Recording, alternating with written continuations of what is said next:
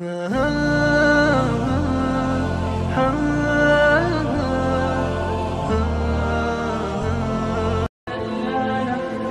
for watching. Don't forget to like, comment, share and subscribe to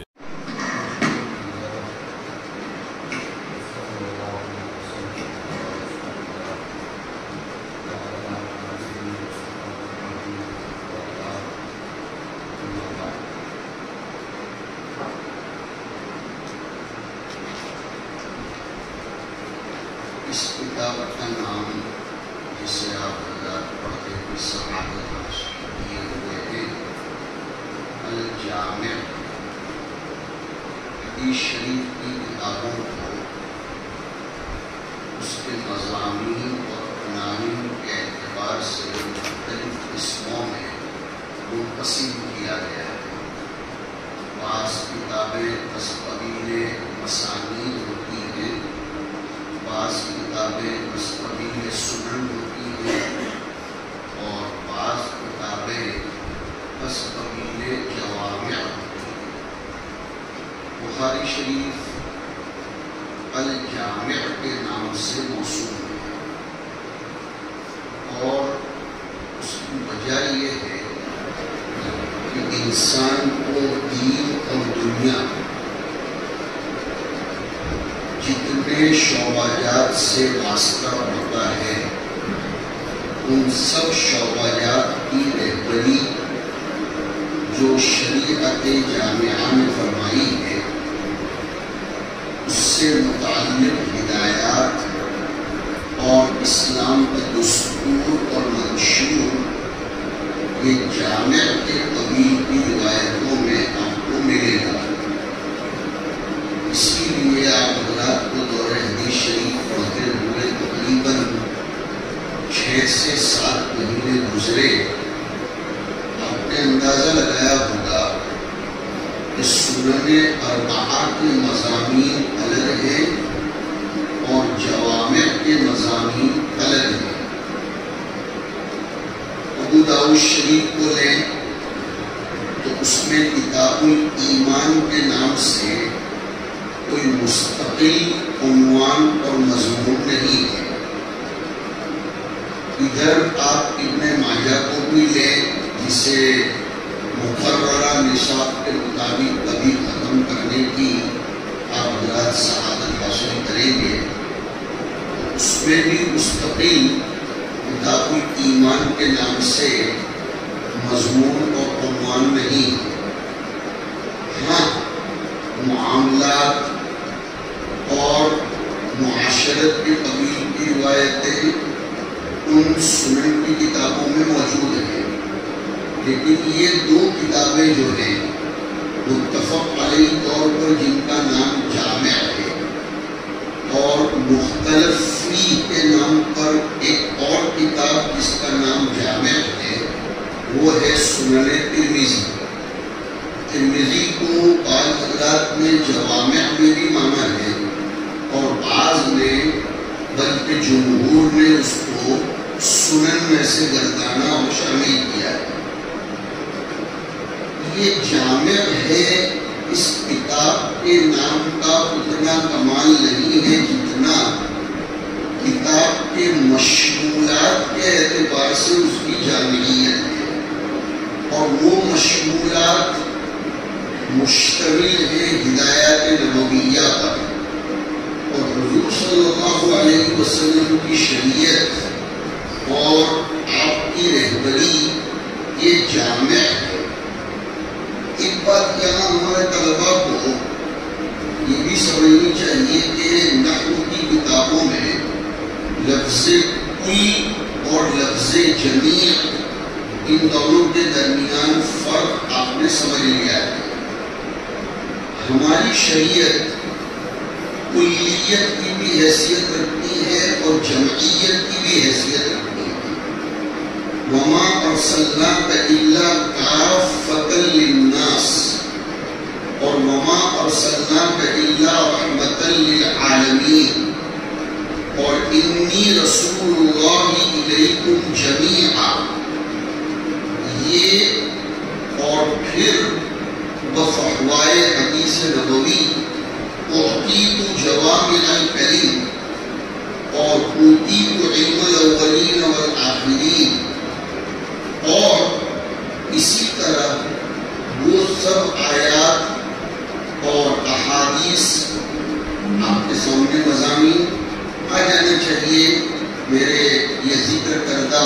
مقدمے سے ہی کہ ما فرقنا فی الکتاب من شیء، اس کے ساتھ اس مقدمے کو ملائیے، ما فرقنا فی الکتاب من شیء ولا رطب ولا یابس الا فی کتاب مبین۔ اور وہ دوسری آیت کو جوڑیے، بڑی قیمتی بات ہے کہ وَأَنزَلْنَا إِلَيْكَ الذِّكْرَ لِتُبَيِّنَ لِلنَّاسِ مَا نُزِّلَ إِلَيْهِمْ، اور مَا نُزِّلَ إِلَيْهِمْ کیا ہے وہ ابھی تو میں نے آپ کو پڑھ کر سنایا کہ مَا فَرَّقْنَا فِي الْكِتَابِ مِنْ شَيْءٍ، مطلب یہ ہے کہ ہر چیز مَا نُزِّلَ إِلَيْهِمْ ہے، اور وَلَا رَطْبٍ وَلَا يَابِسٍ إِلَّا فِي كِتَابٍ مُبِينٍ۔ بعض مفسرین نے تو کمال کر دیا ہے رطب و یابس کی تفسیر میں، جو غالباً آپ حضرات سب کے سب شاید پہلی دفعہ سن رہے ہوں کہ رطب بول کر نرم احکام کی طرف اشارہ ہے، آسان احکام کی طرف، اور یابس بول کر احکام شاقہ کی طرف اشارہ ہے، اس لیے کہ اس کو جھیلنا یہ ہر کس و ناقص کے بس کی بات نہیں ہے۔ اب جب کتاب اللہ میں جامعیت ہے اور تمام چیزیں اس میں ذکر کی گئی ہیں تو ان تمام چیزوں کی شرح یہ احادیث نبویہ میں پائی جائے گی، اور ان تمام شعبات کو ہماری اس کتاب میں ذکر کیا گیا ہے۔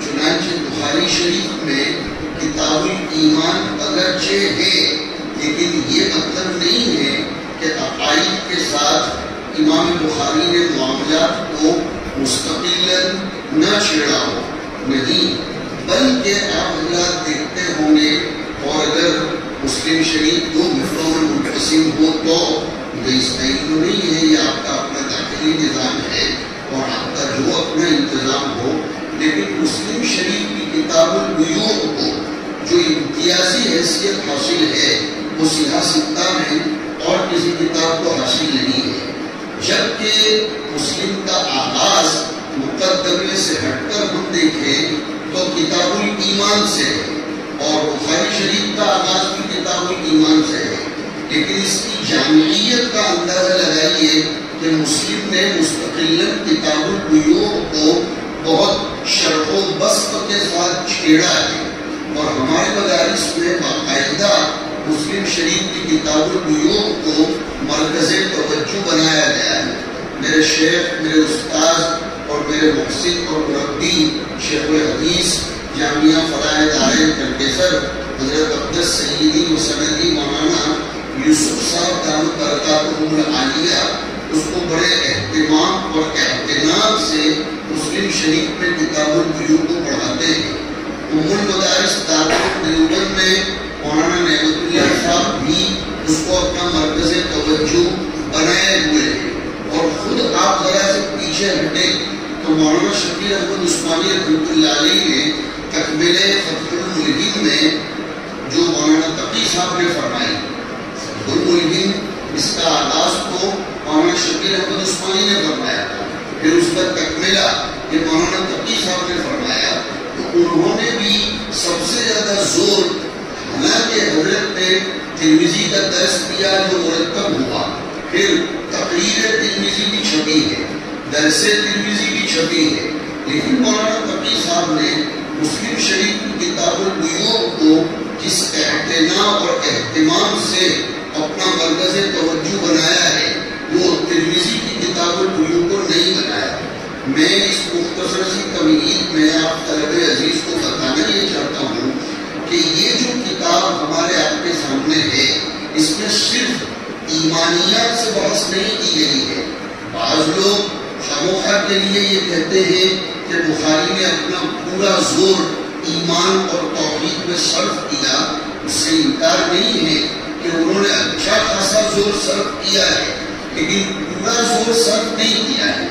یہ الگ بات ہے کہ بخاری نے کتاب الایمان کو شروع میں ذکر کیا، کتاب التوحید کو آخر میں ذکر کیا، اس بات کی طرف کمال درجے کا یہ آدمی ہے امام بخاری کہ اس بات کی طرف توجہ دلائی کہ پیدا ہوتے ہی ایمان ضروری اور مرتے وقت بھی ایمان ضروری، پیدا ہوتے وقت بھی کان میں اشہد ان لا الہ الا اللہ کہا جانا چاہیے، اور مرتے وقت بھی من کان آخر کلامہ لا الہ الا اللہ دخل الجنہ۔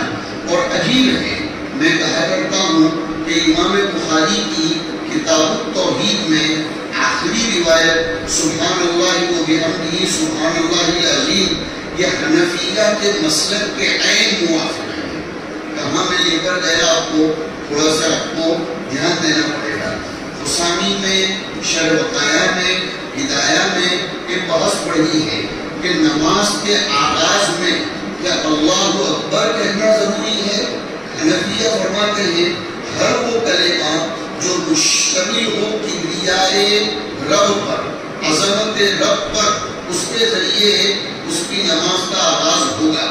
ایک تو حنفیہ کا مسلک اوفق بالقرآن بڑی معنی ہے کہ وَذَكَرَ اسْمَ رَبِّهِ فَصَلَّى، وہاں کبر اسم ربہ فصلہ نہیں ہے، ذکر اسم ربہ فا تحقیق کے لیے، تو گویا اس نے نماز کا آغاز کر دیا۔ اس سے پہلے ذکر اسم ربہ، اور ذکر اسم ربہ کسی بھی صورت میں کیا ہو، چاہے اللہ اجل، چاہے اللہ اعظم، چاہے اللہ اکبر، یا کسی بھی صورت میں اس نے نماز کا آغاز ذکر اسم رب سے کر دیا ہو تو اس کی نماز درست ہو جائے گی۔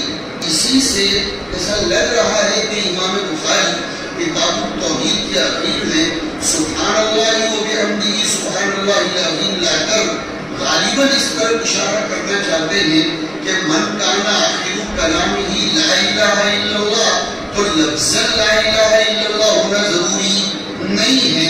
اشارت النص سے پتہ چلتا ہے کہ اگر مرتے وقت سبحان اللہ بھی پڑھ دیا یا سبحان اللہ و بحمدہ سبحان اللہ العظیم بھی پڑھ دیا تو وہ لا الہ الا اللہ کے قائم مقام ہو جائے گا۔ اس معنی تک بھی حنفیہ کے مسلک کے ساتھ اس کو جوڑ بیٹھتا ہے، اور واقعتاً فقاہت میں اگر محدثین میں بخاری نمبر لیے ہوئے ہیں تو فقہا میں امام اعظم رضی اللہ تعالیٰ عنہ کا مقام ہے۔ اب ہم آتے ہیں اس بات پر کہ میں نے اتنی 10 منٹ کی گفتگو کتابی تجارت کے شروع میں کیوں کی؟ وہ اسی لیے تھی کہ بخاری شریف جامع ہے، اس میں ایمانیات کے بھی ابحاث ہیں، عبادات کے بھی ابحاث ہیں، اور معاشرت اور معاملات کے بھی ابحاث ہیں۔ امام محمد بن الحسن الشیبانی رحمہ اللہ سے ان کے کسی مرید نے سوال کیا ہے کہ الا تصنف کتابا فی الزہد، کہ تم نے زہد پر اور فن تصوف پر کوئی کتاب کیوں نہیں لکھی؟ تو الجواب علی اسلوب الحکیم کے طور پر امام محمد نے جواب دیا کہ نعم قد صنفت کتابا فی البیوع، کہ تم کیسے مجھے ایسا کہہ رہے ہو کہ میں نے فن تصوف پر کوئی کتاب نہیں لکھی، میں نے کتاب البیوع تو لکھی ہے۔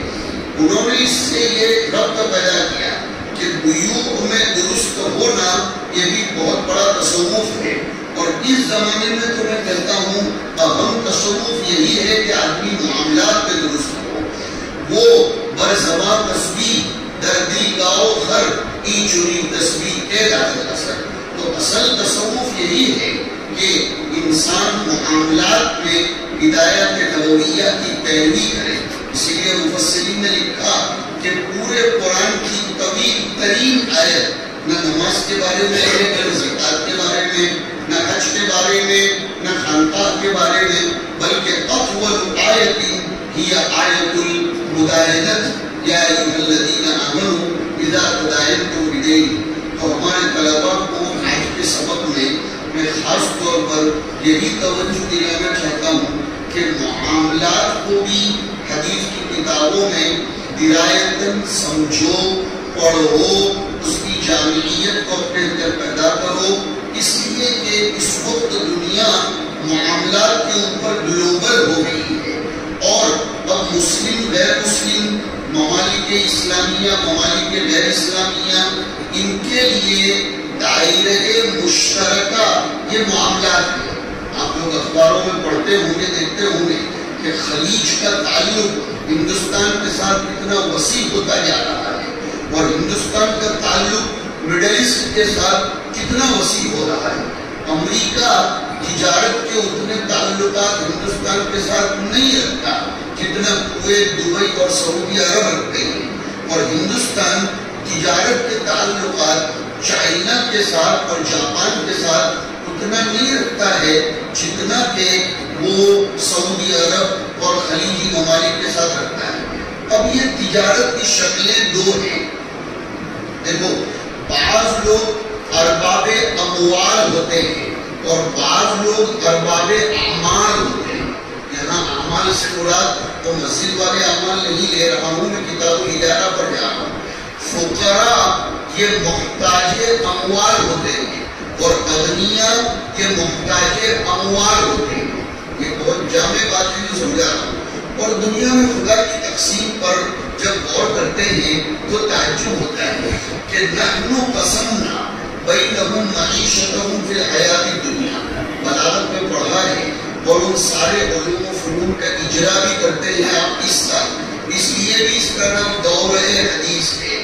اس کی وجوہ تسمیہ کئی ایک ہے، ان میں سے ایک وجہ دورے کی یہ بھی ہے کہ جو علوم آپ شروع سے پڑھ کر آئے ان سب کا قدرے اس میں دورہ ہوتا ہے۔ تو بلاغت میں آپ نے پڑھا کہ مسند الیہ کی تقدیم برائے تخصیص ہوتی ہے، برائے تقویت حکم ہوتی ہے۔ تو اب یہاں اللہ رب العزت فرماتے نحن قسمنا بینہم معیشتہم، قسمنا میں نحن آ رہا تھا لیکن نحن کو مقدم کر کے اشارہ کر دیا کہ تقسیم معیشت میں ہم نے مجازی طور پر بھی کسی کو شامل نہیں کیا، حقیقی طور پر تو دور کی بات، اس سے خود سمجھ میں آ گیا کہ معیشت جو ہے، معیشت کا مطلب تو آپ سمجھتے ہو معاش، تو معیشت اس کی پوری تقسیم کا مدار فضل رب پر ہے، انسان کے اپنے کسی کمال اور کوالیفیکیشن پر نہیں ہے۔ اسی لیے اللہ تعالیٰ نے اس کا پورا مدار اپنے اوپر رکھا کہ ہم نے انسانوں کی معیشت کو دنیا میں تقسیم کیا۔ چنانچہ آپ دیکھو، میں نے جو یہ لفظ استعمال کیا کہ خدا کی تقسیم پر غور کرتے ہیں تو تعجب ہوتا ہے کہ غریبوں کو دماغ بہت شاندار دیا اور مالداروں کو دماغ حاصل نہیں۔ مالداروں میں آپ دیکھو گے کہ وہ مقدر کے سلندر بنے ہوئے ہیں، ان کو یا تو وراثتی طور پر یا تو وہ انگوٹھا چھاپ ہے، لیکن کروڑوں ایکڑ کی زمین ہوتی ہے مگر ان کے پاس دماغ نہیں ہے، کام کرنے کے لیے لیاقت اور استعداد نہیں ہے، یا وہ پڑے رہتے ہیں۔ دونوں میں سے ایک بات، اور ادھر اس کے مقابل دیکھو بعض لوگوں کا دماغ بہت تیز ہے۔ یہ گیرج پر جا کر دیکھو، آپ کو ایسے ایسے بچے نظر آئیں گے کہ مرسیڈیز کے پرزے کی بھی وہ کاپی کریں گے۔ اور چائنا کی مارکیٹ کے بارے میں ہم نے سنا کہ کروڑوں روپے کی گھڑیوں کی وہ کاپی اس طرح کرتے ہیں کہ آپ فرق نہ کر سکے کہ یہ اوریجنل چیز ہے یا اس کی ڈپلیکیٹ چیز ہے، مگر ان کے پاس ایسا نہیں ہے۔ تو میں نے کہا کہ محتاج ہوتے ہیں عمرا یہ اعمال کے، اور فقراء محتاج ہوتے ہیں اعمال کے نہیں بلکہ اموال کے۔ دونوں کے درمیان خدا نے جوڑ دیا کہ ایک طرف بیوع کا نظام جاری فرمایا اور ایک طرف اجارے کا نظام جاری فرمایا، کرائے کا نظام۔ اب کرائے پر منفعت کو لیا جاتا ہے، کرائے میں پورا کا پورا مدار منفعت کا ہے۔ اب منفعت اعیان کی ہو یا اذہان کی ہو، دونوں میں اجارہ چلتا ہے۔ اعیان کی منفعت کے ذریعے میں اشارہ کر رہا ہوں کہ کسی کا مکان یا کسی کی دکان آپ نے کرائے پر لی تو اب وہ اعیان کی منفعت ہوگی کہ وہ جگہ سے آپ فائدہ اٹھا رہے ہیں۔ اور کسی مدرس کو، کسی ٹیچر کو، کسی انجینئر کو، کسی مینیجر کو، کسی کوالیفائڈ پرسن کو، کسی پروفیسر کو، کسی آفیسر کو، کسی ادارے میں اور کسی تنظیم میں اپنے یہاں کرائے پر رکھا تو اب وہ اس کے اذہان سے فائدہ اٹھاتا ہے، اس کی لیاقت سے فائدہ اٹھاتا ہے۔ تو کبھی منفعت اعیان کی ہوتی ہے اور کبھی منفعت اذہان کی ہوتی ہے، اور اجارہ اسی پر چلتا ہے۔ اجارے کی تعریف کیا ہے؟ دیکھیے 4 چیزیں ہیں۔ تملیک العین بالعوض، اس کو تو کہتے ہیں بے۔ تملیک العین تملیک المنفعت بلا عوض، اس کو کہا جاتا ہے اعارہ، عاریت، اور تملیک المنفعت بالعوض اس کا نام ہے اجارہ۔ اجارہ کہتے ہیں کسی چیز کے نفع کا مالک بنانا عوض کے بدلے میں، کسی چیز کے بدلے میں کسی چیز کی منفعت کا مالک بنانا، کسی چیز کے عین کا نہیں۔ دنیا میں نظام ایسا ہے، جھونپڑیاں اور اذہان الگ الگ ہوتی ہیں۔ جیسے وقف کے بیان میں خدا کریں کہ آپ نے اس کو پڑھا ہو ہدایہ میں، وہاں آتا ہے کہ وقف دو قسم کے ہوتے ہیں، اس کو بھی جاننا ضروری ہے۔ بعض لوگ اعیان معاد المنافع وقف کر دیتے ہیں کہ بھئی میں نے میرا یہ کھیت اس کی فصل سمیت وقف کر دیا، میں نے میرا یہ مکان اس کے کرائے سمیت وقف کر دیا۔ اور کچھ بڈھے لوگ ہوشیار ہوتے ہیں، انہیں اداروں پر یا تنظیموں پر اعتماد نہیں ہوتا، تو وہ لوگ کیا کرتے ہیں کہ عین کو تو اپنے پاس محبوس رکھتے ہیں اور اس کے منافع کو وقف کر دیتے ہیں کہ کھیت تو میرا رہے گا لیکن اس کی جو فصل آئے گی وہ میں وقف کر دیتا ہوں مسجد کے لیے، دکان میری رہے گی لیکن اس کا کرایہ میں مسجد کے لیے وقف کر دیتا ہوں۔ تو دنیا کا نظام چلانے کے لیے اعیان سے بھی منفعت وابستہ ہے اور منافع سے بھی منفعت وابستہ ہے۔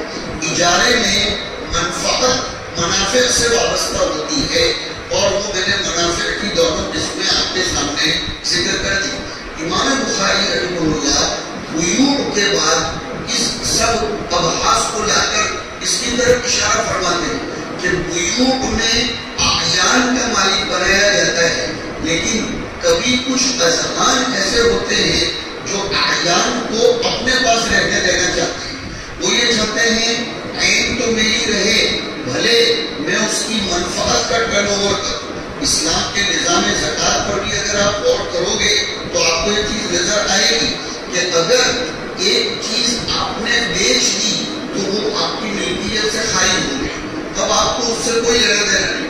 اگر وہ چیز آپ نے رہنے دی، آپ اس سے کوئی فائدہ نہیں اٹھا رہے ہیں، تو اس کی پوری قیمت پر زکوٰۃ آئے گی۔ لیکن اگر آپ نے اس کے منفعت لوگوں کے لیے فارغ کر دیے، اجارے پر اپنی دکان دے دی، تو اب اس کی پوری قیمت پر زکوٰۃ نہیں آتی، بلکہ یہاں تک جزیہ آیا کہ اگر اس کی آمدنی جو ہو رہی ہے کرائے کی شکل میں، وہ کرایہ خرچ ہو جاتا ہے، تو نہ تو دکان کی ویلیو پر کوئی زکوٰۃ آئے گی اور نہ اس سے حاصل شدہ کرائے پر زکوٰۃ آئے گی۔ اس سے بھی پتہ چلتا ہے کہ اسلام اجارے کو فیور کرتا ہے، اسلام اس کی تعلیم دیتا ہے کہ اگر اس پر بھی دنیا کا نظام چلایا جائے تو اس میں کوئی حرج کی بات نہیں ہے۔ امام بخاری رحمہ اللہ یہ واقعتاً بہت زبردست انسان ہے، یہ اپنے تراجم ابواب میں کبھی کبھی دفع دخل مقدر بھی کرتے ہیں۔ بخاری شریف کے اصل چیز جو ہے وہ اس کے تراجم ابواب ہیں ہر کتاب کی، لیکن اس میں بخاری شریف کو ایک ندرت کا مقام حاصل ہے، اور غیر مقلدین خامخواہ کے لیے یہ کہتے پھرتے ہیں کہ ہم تو حدیث شریف کے متن ہی کو لے کر چلیں گے اور ہم تو ظاہری حدیث پر عمل کریں گے، اور وہ اپنے لیے مستند بناتے ہیں بخاری کو، جبکہ مسند ابی حنیفہ میں اتنی فقاہت نظر نہیں آتی تراجم ابواب کی جتنی فقاہت بخاری میں نظر آتی ہے۔ پتہ چلا کہ بخاری نے فقہ کو جتنا اپریسیٹ کیا، بخاری نے فقہ کو جتنا موٹیویٹ کیا ہے اور جتنا فقہ کی اس نے حوصلہ افزائی کی ہے، اتنی آپ کو کسی کتاب میں نہیں ملے گی۔ پتہ چلا کہ امام بخاری یجمع بین طریقی الاستدلال والاستناد، اسی لیے شراح نے لکھا ہے کہ بخاری کے براہ راست شاگرد تھے ان ائمہ ستہ میں سے امام نسائی رحمہ اللہ۔ امام نسائی پر بخاری کا رنگ جتنا نظر آتا ہے اتنا اور کسی پر نظر نہیں آتا، اور ہونا بھی چاہیے، اس لیے کہ پھل پر درخت کا اور باغ کا رنگ چڑھتا ہی ہے، جبکہ وہ باغ البلد الطیب میں ہو، البلد الطیب یخرج نباتہ بإذن ربہ۔ تو شان محدثانہ امام بخاری کے بعد صحیح ستہ میں سب سے زیادہ امام نسائی کے یہاں پائی ہے. یہ آپ کو تسلیم کرنا پڑے گا. اور جتنا علل حدیث پر امام ترمذی نے اگرچہ علل الحدیث کے نام سے ایک رسالہ لکھا، لیکن علل حدیث خفیہ پر جتنا کلام امام نسائی کرتے ہوئے نظر آتے ہیں، اتنا ہماری نظر میں اب تک ہم نے نہیں دیکھا کہ کوئی علل خفیہ پر کلام کرتا ہو. اور اس میں بھی امام نسائی نے جلد ثانی میں علل خفیہ پر خوب کلام کیا ہے.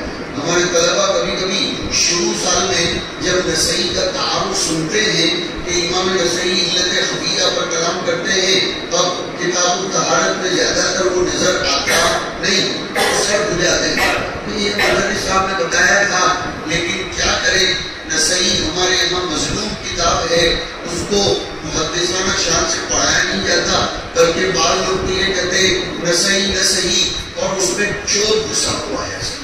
میں صاف بات کر رہا ہوں، چور گھسا ہے، اس لیے کہ نسائی پر کسی نے زیادہ کام نہیں دیا، اس لیے لوگ نسائی کو اتنا اعتنا نہیں دیتے. وہ پڑھانے میں زور پڑتا ہے نسائی کو حل کرنے کے لیے.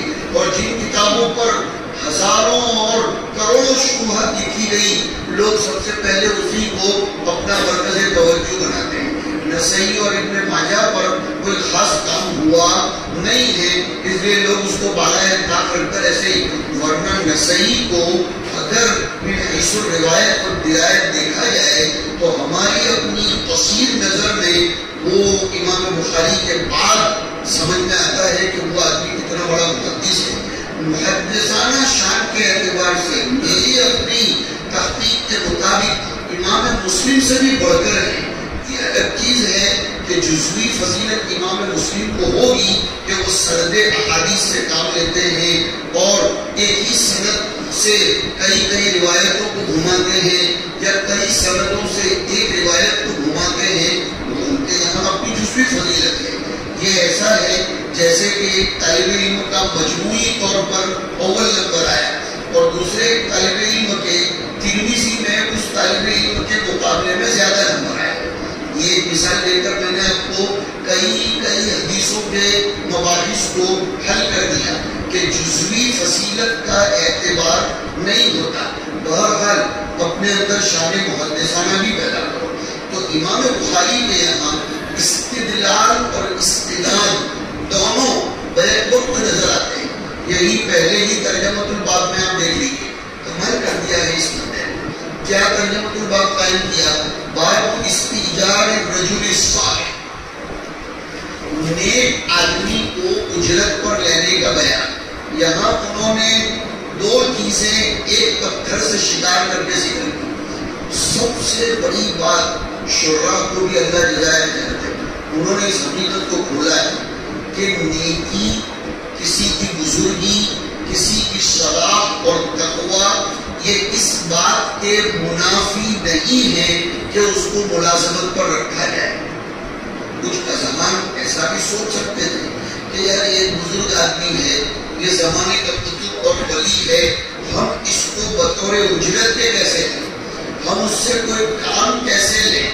تو اس کے لیے امام بخاری نے فرمایا کہ صلاح و تقویٰ یہ الگ میدان کا نام ہے اور معیشت اور معاش یہ الگ میدان کا نام ہے. جس کو ذرا آسان کر کے سمجھے کہ معاد یہ الگ میدان ہے اور معاش یہ الگ میدان ہے.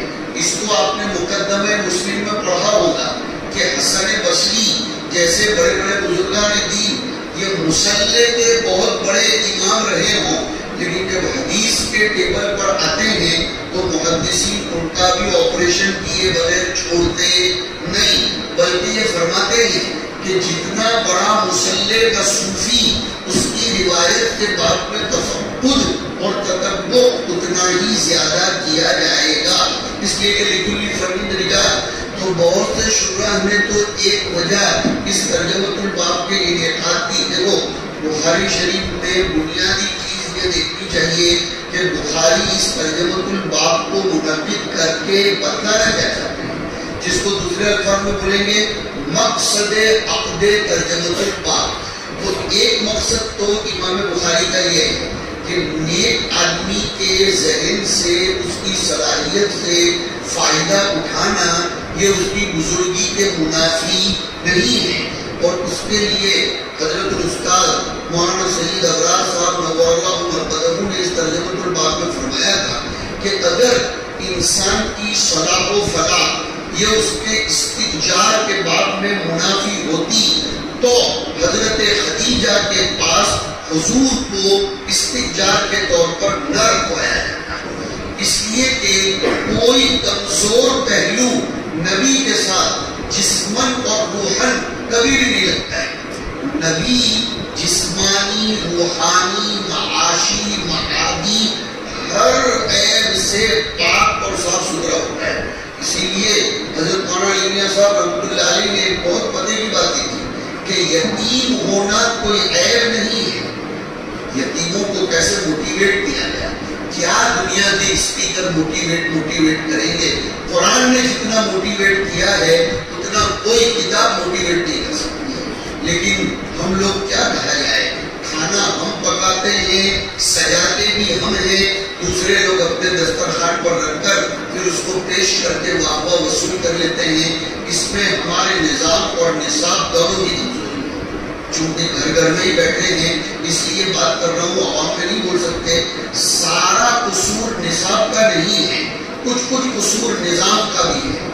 ہمیں اب اپنے درس کی، چونکہ اساتذہ بھی بیٹھے ہیں اور ان کو میں اپنے بھائی سمجھتا ہوں، کچھ اپنے بیٹے ہیں، اس لیے کھل کر بات کر رہا ہوں۔ اب درس کو زمانے کی زبان میں لینے کی ضرورت ہے۔ درس میں نصاب بدلنا کوئی اتنا ضروری نہیں ہے۔ نصاب بدلنا ہم کے لیے مولانا ذوالفقار صاحب رحمۃ اللہ علیہ فرماتے تھے کہ مدرسوں میں بے زبان ایک مظلوم ہے کہ سب کچھ دے دے کر نصاب ہی پر معاملہ ڈھویا جاتا ہے۔ ہمارے یہ بڑے مولانا تقی صاحب انٹرنیشنل لیول کے بنے، وہ کون سے عصری علوم پڑھ کر بنے؟ انہوں نے کون سے عصری کتابیں پڑھی؟ وہ یہی قدوری سے اور اسی ہدایہ سے جنرل جج آف پاکستان بنے تھے۔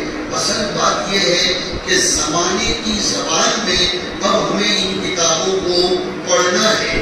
تو مولانا علی میاں صاحب نے لکھا کہ یتیم اپنے اندر ایک احساس کہتری میں مبتلا رہتا ہے، اور کچھ جگہوں پر یتیموں کی کلاسیں بھی الگ بنائی جاتی ہیں اور یتیموں کو چھانٹا جاتا ہے۔ یہ غلط نظام ہے، اس لیے کہ اس سے طالب علم کے ذہن میں اور اس بچے کے ذہن میں کہتری اور کمتری کا کہ یتیم ہو اس لیے کچھ کو سب سے الگ کیا گیا ہے۔ قرآن کریم کہتا ہے اگر یتیمی عیب ہوتی تو حضور کو یتیم نہ رکھا جاتا۔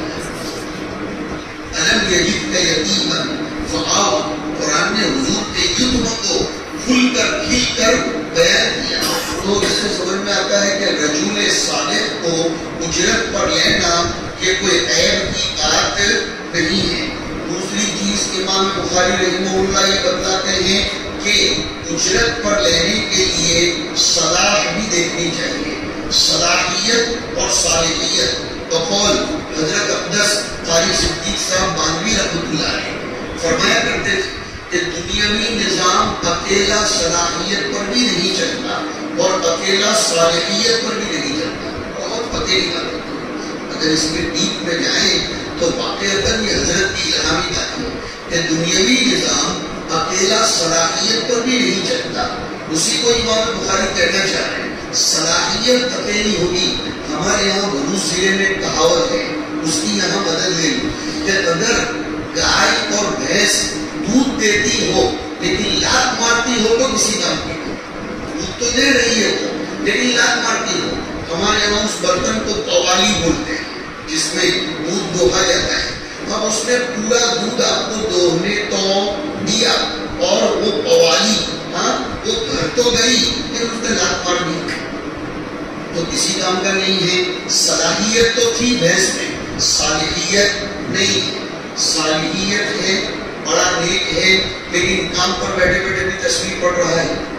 اس کو فقہ کی زبان میں سمجھاؤں، بہت قیمتی بات ہے۔ ایک ہوتی ہے حرمت فعل اور ایک ہوتی ہے حرمت محل۔ یہ بات گزشتہ کل ہی میں نے فلاح دارین میں سمجھائی۔ ایک اعتراض کا جواب دیتے ہوئے ہمارے اساتذہ بھی دھیان دیں کہ حالت احرام میں شکار کر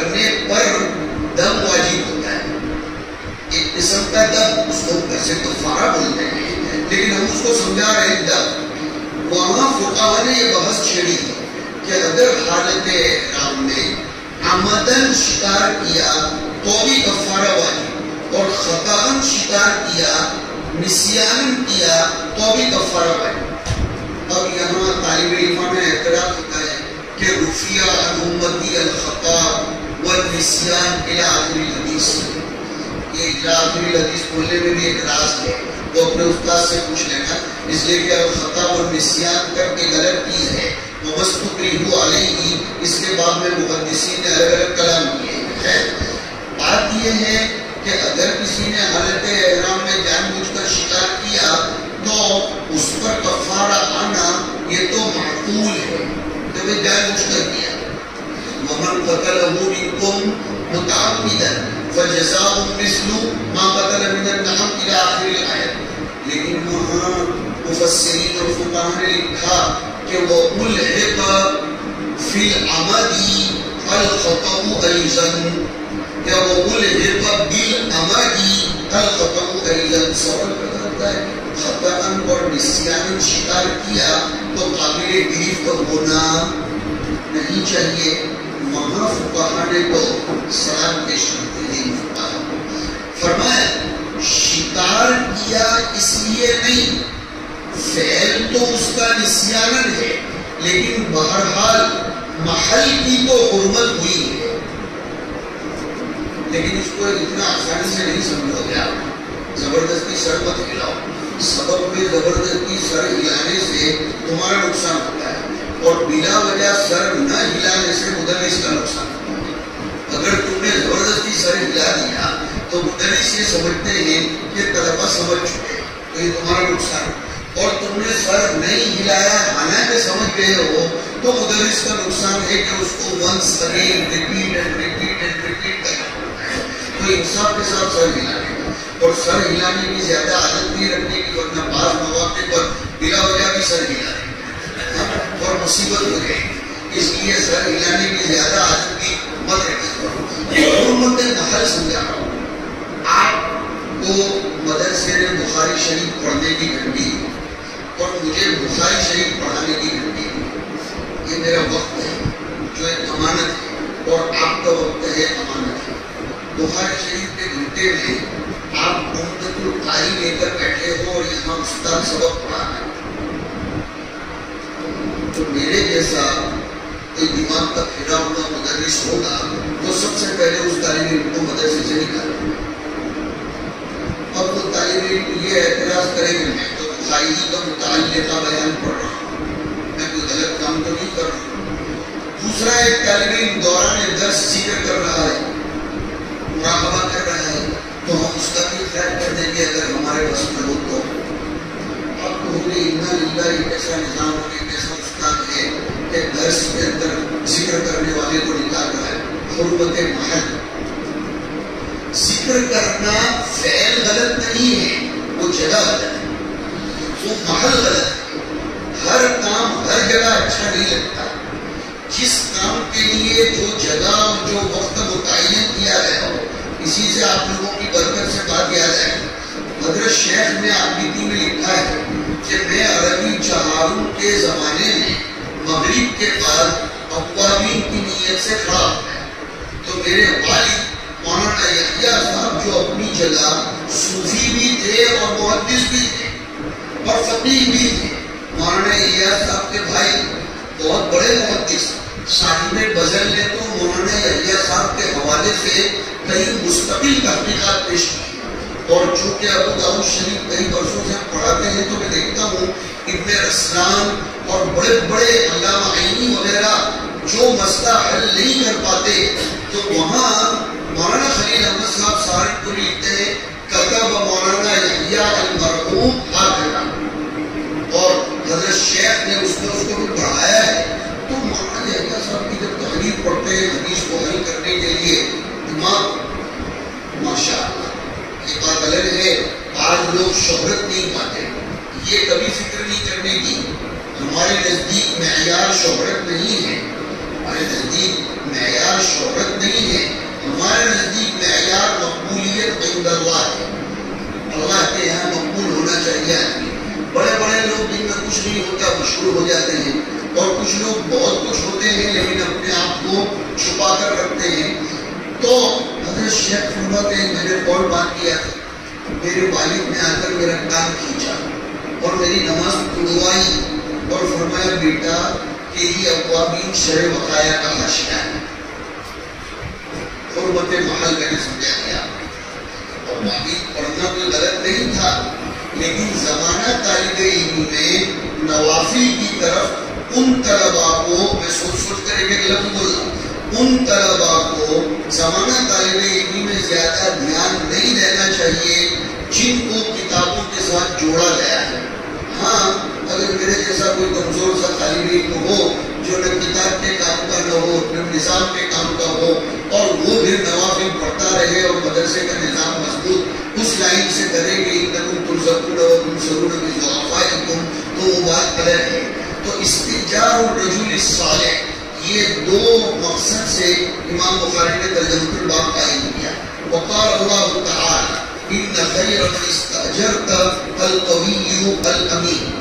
پھر آگے دوسرا جز ہے ان کا الخازن الامین. بخاری کبھی کبھی ایک ترجمۃ الباب میں ایک سے زیادہ اجزاء بھی لاتے ہیں. یہ بھی ان کی جامعیت کی بات ہے کہ کبھی کبھی ایک ترجمۃ الباب بمنزلہ دو تین ترجمۃ الباب میں بھی ہوتا ہے. اصل میں حدیث شریف ابھی جو آپ نے پڑھی اس میں کیا آیا اس کو ذرا دقت سے سمجھو. حدیث شریف میں آیا وہ خازن, وہ اکاؤنٹنٹ, وہ منشی جو ما امیر بھی, جس چیز کے دینے کا اس کو مکلف بنایا گیا اس کو اگر وہ طیب نفس کے ساتھ ادا کرتا ہو تو اس کو بھی اتنا ہی ثواب ملے گا جتنا صدقے کے طور پر پیسہ جمع کروانے والے کو ثواب ملتا ہے. بخاری اس میں بھی اپنی ایک فقاہت کا ثبوت دے رہے ہیں. ایک ہوتا ہے خازن مأمور اور ایک ہوتا ہے خازن متبرع. ایک منشی وہ ہے, ایک تقسیم کرنے والا وہ ہے جو والنٹیئر منشی ہوتا ہے. جیسے والنٹیئر آج کل ہوتے ہیں کہ کورونا کے زمانے میں آپ نے اناج تقسیم کرنا شروع کیا, اب کچھ نوجوان والنٹیئر آتے ہیں, ہمیں کچھ بھی نہیں چاہیے, آپ ہمارے ہاتھوں سے بھی کچھ تقسیم کرواؤ تاکہ ہمیں ثواب مل جائے. اور کچھ لوگ وہ ہوتے ہیں جو کرایہ دار ہوتے ہیں جن کو اجرت پر رکھا جاتا ہے اسی کام کے لیے. جیسے آپ نے مدرسے میں غالباً ایک ماسٹر صاحب جو پورا حساب رکھتے ہیں تنخواہوں کا, تنخواہوں میں وضع کا, چیزوں کا, پیسوں کا, چندے کا وغیرہ وغیرہ کا. بخاری کا مقصود اور منشا یہ دوسری قسم ہے, والنٹیئر والا نہیں. اس لیے کہ کتاب التجارہ میں اس کو لایا جا رہا ہے تو وہی ہوگا یہاں خازن جو اجارے کے طور پر رکھا گیا ہو اور پھر وہ خرچ کرتا ہو. اور سلام کرتے ہیں بخاری. انہوں نے بطریق اولویت ایک فضیلت کو بھی ثابت کیا کہ جو خازن کرایہ لے کر یعنی اجرت لے کر, تنخواہ لے کر, مأمور بھی ہو کر خرچ کرتا ہے اس کو اتنا ثواب ملتا ہے, تو جو تبرعاً تقسیم کرے گا اس کو تو بدرجہ اولا ثواب ملے گا. دوسرا اور ایک ترجمۃ الباب کا جز ہے وَمَن لَّمْ يَسْتَعْمِلْ مَنْ أَرَادَ. استعمال میں استئجار کی طرف اشارہ ہے. سین تا وجہ مشترک ہے. عمیل کام پر لینا, استعمال وجہ اس کو لے گئے یعنی اس سے فائدہ اٹھانا. استئجار میں بھی یہی ہوتا ہے, استعمال میں بھی یہ ہوتا ہے. اس میں بھی امام بخاری نے ایک بہت اچھی بات فرمائی کہ اسلام کا مزاج یہ ہے کہ اگر کوئی عہدہ اور ذمہ داری سامنے سے طلب کرے تو اس کو نہیں دینا چاہیے. شراح نے وہاں تقسیم بھی کی کہ سامنے سے طلب کرنا کبھی صراحتاً بھی ہوتا ہے, کبھی اشارتاً بھی ہوتا ہے اور کبھی دلالتاً بھی ہوتا ہے. مثال ہم لوگوں میں جو امراض پائے جاتے ہیں وہی بتاؤں نا, باہر کے امراض سے ہمیں کہے تو تعارف کرنا چاہیے. ایک مدرسے میں کچھ طلباء عشاء کے بعد ہدایہ کی تکرار کرتے ہیں. ایک مولوی صاحب عربی سونگ تک ہی چل رہے تھے کئی برسوں سے. ناظم صاحب نے کسی وجہ سے ان کو آگے طرف کی نہیں دی تھی. ان کو بلبلی ہو رہی تھی کہ میرے پاس بھی اوپر کی کتابیں ہونی چاہیے. یہ ہمارا المیہ ہے. خدا میری آپ کی بھائیوں کی بیٹوں کی سب کی حفاظت فرمایا. اور ان کی نگرانی تھی. عشاء کے بعد ناظم صاحب نے سنے تھے اس واقعے کو کہ کیسے کیسے بری ملتے ہیں. نگرانی لگا ان میں باقی برس کیا تھا. وہ ناظم صاحب کیا دیکھنے جائیں گے. وہ چکر لگا رہے ہیں. ہدایت کی تکرار کر رہے تھے. طلبا وہاں وہ پٹک گئے اور دھیرے سے بیٹھ بھی گئے. نقشوں کو تم میں جانچو, ذرا اندر بھی جا کے دیکھو کیا چیز جی رہی ہے, کیا چیز مر رہی ہے. ہمارے حضرت رئیس الجامعہ رحمۃ اللہ علیہ اس شعر کو بکثرت تو وہاں وہ بیٹھ کے تعلیم تکرار کرنا. اب بھائی ضروری تو نہیں ہے نا کہ ہدایت کی جتنی بھی شروحات ہیں ان تمام شروحات میں لکھی ہوئی باتیں مدرس بتائے, ورنہ وہ نصاب کیسے ختم کرے. تو اب بنایا میں, عنایا میں, فتح القدیر میں, اس میں جتنی بھی چیزیں لکھی ہیں, اور وہ ایک اردو میں شرح ہے جس میں بیعینی ہدایہ کا حاشیے کا ترجمہ کر دیا گیا ہے. اشرف الہدایہ جس میں اردو شروحات سے حتی الامکان گریز بیعینی ہی ترجمہ کیا ہے ہدایہ کے حاشیے کا. بس صرف افہام و تفہیم سے کام لیا ہے. یہ ہے وہ شروحات جن کا میں نے نام لیا حقیقت. اور وہ مدرس صاحب بیٹھ گئے اور کہنے لگے تمہارے استاد نے تم کو بنایا کے حوالے سے یہ بات کی بتائی. میں اگر ہدایہ پڑھاتا ہوتا تو میں یہ بات بھی بتاتا. ایک اشارتاً ہوا استعمالی من قرآن اور من لم یستعمل من قرآن. وہ ناظم صاحب تک یہ شکایت پہنچی تو وہ بتا رہے کہ یہ تو نظام بگڑ رہا ہے. میں نے ناظم صاحب کو مشورہ دیا کہ ان کا تقرر آپ نے عارضی کیا ہے یا دائمی کیا ہے. کہا کہ اللہ کا فیصلہ ہی ہے کہ عارضی کے منتر شعبان کو اسلام اس لیے کہ وہ باطنی فساد میں جائے تو طلبا کے ذہن کو منتشر کر. استاد پر سے اعتماد ہٹایا جاتا ہے کہ ہمارے اخلاق نہیں ہے. تربیت کے قبیل کی بھی ایک بات کہہ دوں, ہم علماء کو نبی کے وہ اخلاق بھی پیدا کرنے چاہیے جس کی طرف بہت کم نظر جاتی ہے لوگوں. کون سی حدیث تو سب پڑھتے ہیں لیکن اس سے وہ جو مستنبط ہو رہا ہے معاملہ کہ حضور صلی اللہ علیہ وسلم نے جنات کو پکڑ لیا اور حضور نے صبح میں فرمایا کہ میں نے تو چاہا تھا کہ اس کو ایک ستون سے باندھ دوں اور یلعبوا بہ ولدان اہل مدینہ, کہ صبح میں مدینہ کے بچے اس کو تقلیاں مارتے مارتے جائیں. لیکن فذکرت دعوت اخی سلیمان, کہ مجھے میرے بھائی سلیمان کی دعا یاد آئی کہ میرے بھائی سلیمان نے جناتوں پر حکومت اور جناتوں کی ملکیت اپنے لیے اسپیشل مانگی تھی بطور پرائیورٹی کے, بطور اختصاص میں. اور اس اختصاص میں اگر میں بھی شرکت کر لوں گا تو وہ اختصاص اشتراک والا ہو جائے گا. اس لیے میں نے ملکی کے لیے اس کو ریزرو کیا. اس سے ایک اخلاق کا پتہ یہ چلتا ہے کہ ہمارے زمرے میں اگر کسی کو بڑا بنا دیا گیا من جانب اللہ تو اب اس میں بیچ میں گھسنے کی کوشش ہمیں نہیں کرنی چاہیے. اس سے انشاءاللہ آپ کے علم میں بھی اور عمل میں بھی برکت آئے گی اور خدا طلب کے بھی قبول نصیب فرمائے گا. تو یہ امام بخاری فرماتے ہیں کہ اجارے پر اگر کسی کو رکھنا ہے تو ایک تو رجل صالح کو رکھو, دوسرا الخازن الامین کو رکھو. اصل عبارت اس طرح ہے باب استئجار الرجل الصالح و استئجار الخازن الامین و استئجار من لم یستعمل من قرآن. ایسے آدمی کو اجارے پر رکھو جو اس کا سامنے سے خواہش مند نہ ہو. اگر خواہش مند ہے تو سمجھ لو کہ یہ اس کے اندر کی کھوٹ ہے جس کی بنیاد پر حرص کے منشے پر وہ اس کو طلب کر رہا ہے. اس کے لیے حدیث شریف پڑھ لو کہ ختم کر دیں. چلیے. وبه قال حدثنا مسدد قال حدثنا يحيى عن قرة بن خالد قال حدثني حميد بن هلال قال حدثنا أبو بردة عن أبي موسى رضي الله تعالى عنه قال أقبلت إلى النبي صلى الله عليه وسلم ومعي رجلان من الأشعريين قال فقلت ما علمت أنهما يطلبان العمل قال لا نستعمل على عملنا من أراده. یہ آخری ٹکڑے کا ترجمہ کتاب سے تعلق ہے. روایت طویل ہے, اس میں کئی ایک باتیں ہیں, لیکن یہ آخری ٹکڑا ہے لا نستعمل علی عملنا من ارادہ. اس کو کتاب القضاء میں بھی اس روایت کو دوسرے انداز میں پیش کیا گیا ہے کہ من ولی, جس آدمی کو ذمہ دار بنایا گیا, اس کے طلب کرنے کے بعد تو پھر وہ اس کے اپنے اوپر چھوڑ دیا گیا ہے. بلکہ روایت کو عجیب تعبیر آئی کہ فقط ضروری بغیر سکی, اس کو تڑپا کر مارا جاتا ہے. اور جس پر بڑوں نے اعتماد کر کے اس کو کوئی ذمہ داری دے دی ہو تو من جانب اللہ اس کی مدد ہوتی ہے.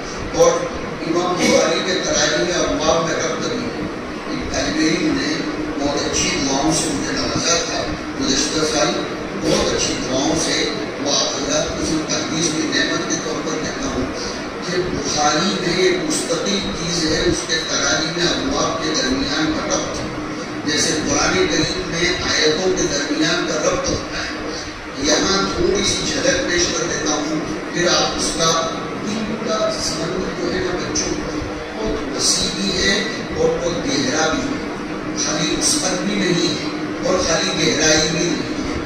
اور اندر تک جاؤ, بخاری میں سے وہ چیزیں نکلیں گی کہ جو قیامت تک کے لیے ختم ہونے والی نہیں ہے. اور نہیں اس لیے کہ قُلْ لَوْ كَانَ الْبَحْرُ مِدَادًا لِكَلِمَاتِ رَبِّي, اور حدیث شریف کلمات ربی ہی کی تشریح ہے.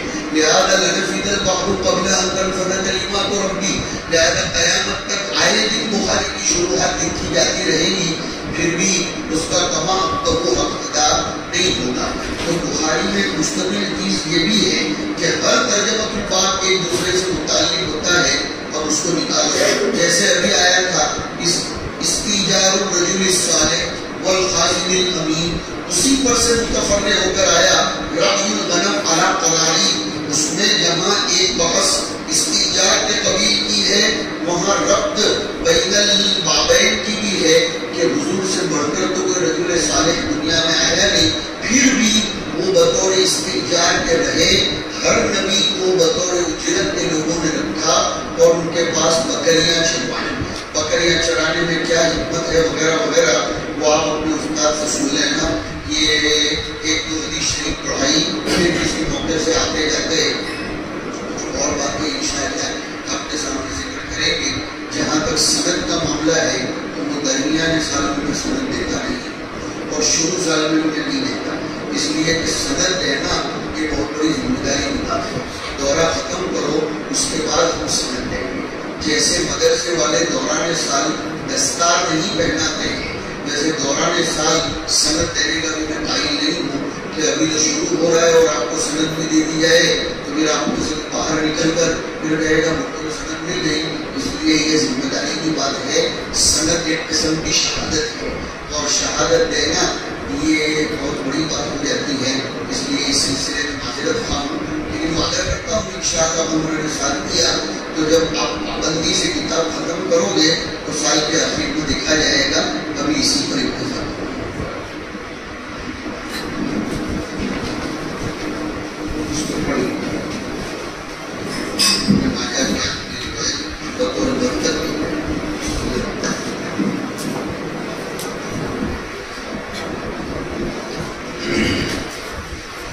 بسم الله الرحمن الرحيم. وبه قال حدثنا ابو بكر بن ابي شيبه واحمد بن سليمان قال حدثنا ابو معاويه عن الاعمش عن ابي صالح عن ابي هريره رضي الله عنه قال قال رسول الله صلى الله عليه وسلم ما منكم من احد الا له منزلان, منزل في الجنه ومنزل في النار, فاذا مات فدخل النار ولدخل الجنه منزله, فذلك قوله تعالى اولئك هم الوارثون. صلى الله وسلم على محمد وعلى آله وصحبه.